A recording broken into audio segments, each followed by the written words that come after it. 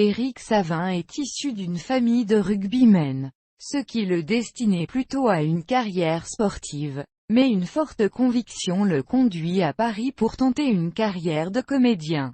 Il est agent hospitalier à l'hôpital Bichat, à Paris, de 1985 à 1988, puis réussit le concours de la classe libre du cours Florent. C'est lors d'une audition qu'il rencontre Xavier Duringer avec qui il collabore encore aujourd'hui. Il fait ses débuts sur scène en 1989 dans Lorenzaccio de Musset monté par Francis Huster. Au cinéma, c'est Bertrand Tavernier qui lui confie en 1992 son premier rôle, l'inspecteur Lefort dans L627. Il alterne régulièrement le théâtre, la télévision et le cinéma. Ses premiers succès arrivent avec les spectacles de Duringer comme La Petite Entaille en 1991, ou encore Surfeur en 1997, présenté au Festival d'Avignon. En 1993, il campe le frère rocambolesque de Karine Viard. Dans le premier long-métrage de Duringer, La Neige indienne, on le remarque dans plusieurs seconds rôles comme notamment dans Emmène-moi de Michel Spinoza, qu'il retrouvera plus tard pour Anna M, distingué au Festival de Berlin, puis Capitaine Conan encore avec Tavernier, suivi de J'ai horreur de l'amour de Laurence Ferreira Barbosa puis Une minute de silence, le premier film de Florent Emilio Siri.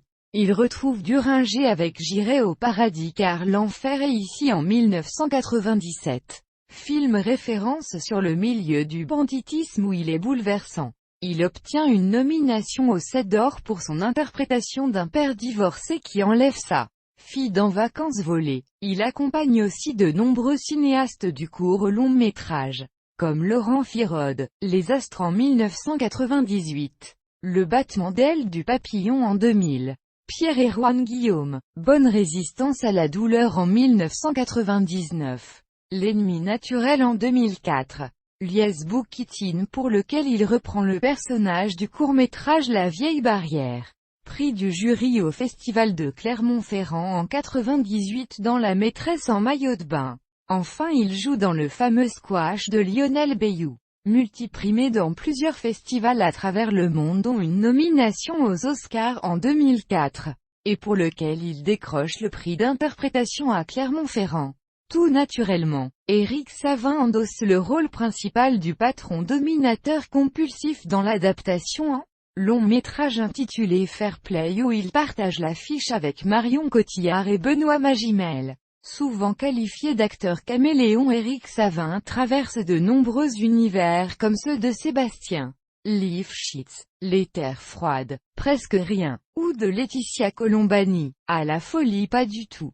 Il retrouve en 2002 Xavier Duringer pour Les oreilles sur le dos, téléfilm pour Arte, adapté d'une nouvelle de Georges Arnaud, Le salaire de la peur, une course-poursuite à travers l'Amazonie. Au théâtre, il interprète Frank Meyer en duo avec Zabou Bretman dans Hilda, mis en scène par Frédéric Bélier-Garcia. À l'atelier. Plus récemment au cinéma il a joué aux côtés du couple Cassel-Bellucci dans Agent secret de Frédéric Schendorfer. En 2006 il retrouve son complice de toujours Xavier Duringer pour Lady Bar. Voyage initiatique en Thaïlande. Histoire d'amour drôle et émouvante dans la complexité des sentiments.